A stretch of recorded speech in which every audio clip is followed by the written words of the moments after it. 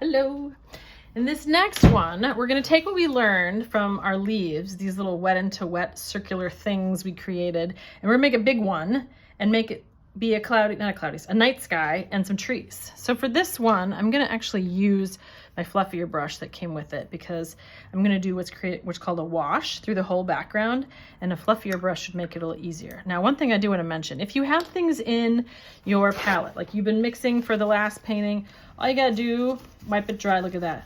Nice and clean, done. Again, all my colors are a little bit wet so that they are ready to come right up out of the palette and into my brush. I don't have to worry about scrubbing them too much.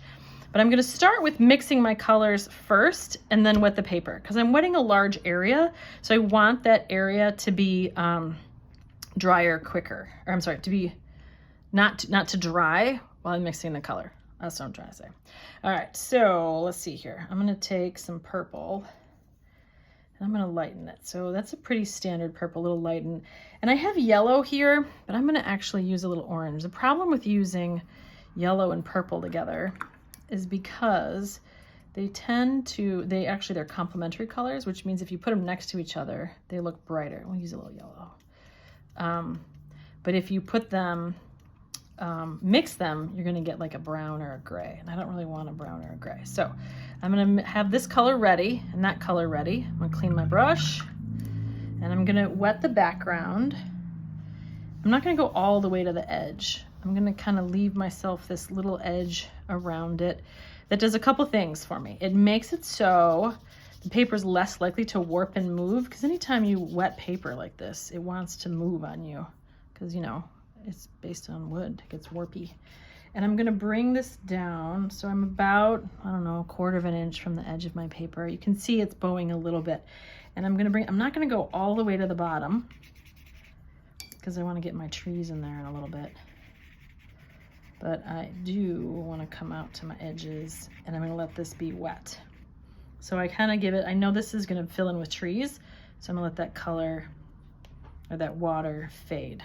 All right, I'm gonna start with the light. Always start with your light color because it's really easy to cover up with the dark. It's hard to go back with the light. So, I like it better with the yellow. We're gonna add a little bit of yellow too. And I purposely left my yellow color like this because I wanna show you it's all good. You can use, there's always a lot more watercolor than you think in there. Let's get some more yellow. So I do have to scrub it a little bit. Oh, that's nice yellow, I like it. All right, so there's my yellow coming up. And I'm going for like a late day sky. So here's the sun about to set in the clouds. And then I'm gonna bring my purple from the other side. I'm coming in from the other way.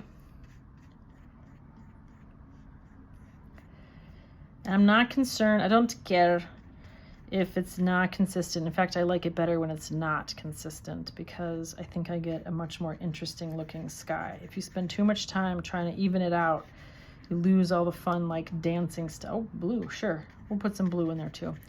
You lose all the fun stuff it does. So I want to bring it together and I'm going to let it mix on its own, just like I did with those little eggs, and kind of give it the feeling of the sky and the sun setting over there. Now, if I wanted to add some little clouds, I could take a Kleenex, little piece of one, or a piece of paper towel, and I could do a little dabbing. Now, when I do clouds, I like to make the bottom level because that would be like the dew point, right? And then I make the top sort of fluffy. So I don't care what the bottom does. And it doesn't be perfect, you know, clouds isn't perfect. That's the best part about doing, you know, natural organic things. They're supposed to not be perfect, right? If you make them too perfect, they don't look good. Now let's just say, look at that. I'm like, I don't know, I like it. I can just go back in. I can change it up. Maybe I want some more color, whatever. As long as it's wet, it'll just keep blending and playing and doing what it wants to do. So I can do that next. I do kind of like having a little bit of an edge here. So I'm gonna put, no, I'm not. I like how that's blending. I think it's nice. There we go. So I'm gonna let that be. I'm gonna leave it alone at this point. There's my sky. If I get that dot, I don't want it. I don't want like one dark dot in the sky. I can just lift it with my brush. Like so. All right, voila, that is my sky. I'm not gonna futz with it too much. I'm gonna leave it. Now down here, I wanna add my clouds, but I need this to start to dry. So I'm just gonna dab this edge I don't need to go too far. I'm going to cover that. I just want it dry right there. And I'm going to use this nice blue. So I have my night sky. I'm going to use some blue. And now I'm using the pointed brush. This is called a pointed round or a detailed round. So I use the round. And let's see, I want it to be pretty dark because these trees are like silhouetted against that. So maybe, I don't know, maybe a little purple with there is fun. You don't have to. Here's some blue. Let's get a little more water in there. So I know I'm purposely putting it in the palette up here, the mixing tray, so that I know I have a good amount on the brush.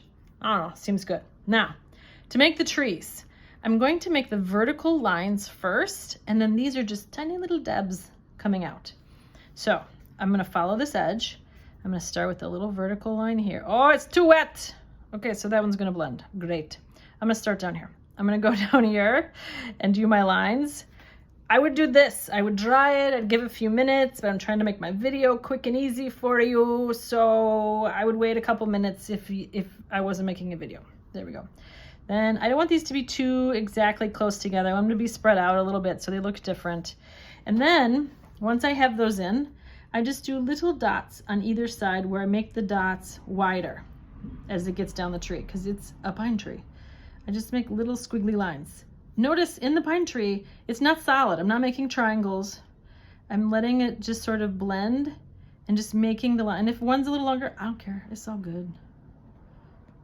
It don't matter. It's all gonna be play. So then I go here. Let's do this one. My little dabby lines are getting wider and wider as they go across. It's getting a little light. Let's get some more paint on there so we keep them silhouette-y looking.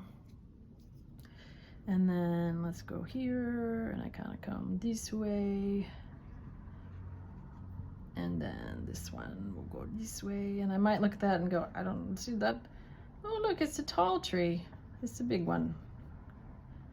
Just like Bob Ross would say, no mistakes, only happy accidents. See, it looks nice up there. Boy, the dog's itching. There we go. Maybe there's one here. Maybe then this just sort of fades out. Oh, that guy needs a little more. He's getting a little fadey, isn't he? I want another one. I can always add more. So just little kind of squishes across. And notice I've left holes in between. Like I started to say and got distracted. I don't want it to be solid.